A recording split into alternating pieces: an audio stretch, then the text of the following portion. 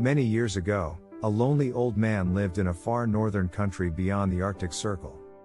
He loved children very much, but he had no relatives, no sons, daughters, or grandchildren. In the long winter evenings, he sat alone in front of the fireplace and carved wooden toys, deer, horses, small sleds, and sailboats. The fire roared, the pine cones crackled merrily, and the old man thought of the children and wanted to please them with something. And just on the night before the Nativity of Christ, he thought of what to do.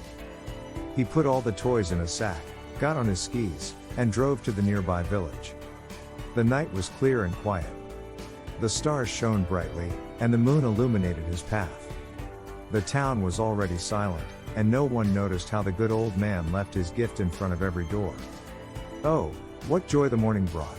Everyone wondered who had brought these beautiful things. They asked, inquired. The village was small, they knew each other, but no one knew. The happiest were the children.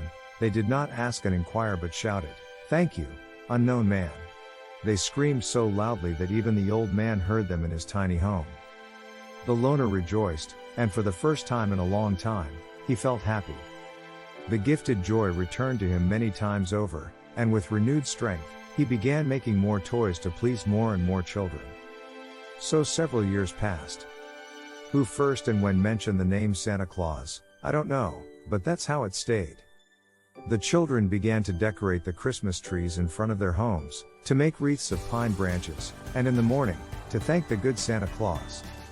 They did not even suspect that he lived so close that this was the white-bearded old man who sometimes came down to the village and smiled kindly at them.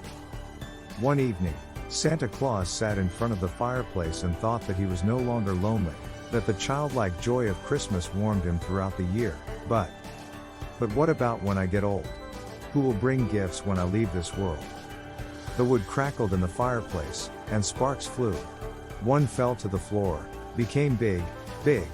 No, it wasn't a spark, but the good fairy. Don't be sad, old man. You brought so much happiness to the children that I grant you eternal life.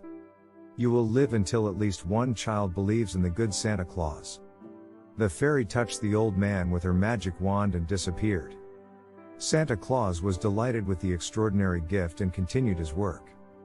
He visited more and more villages around and left his gifts.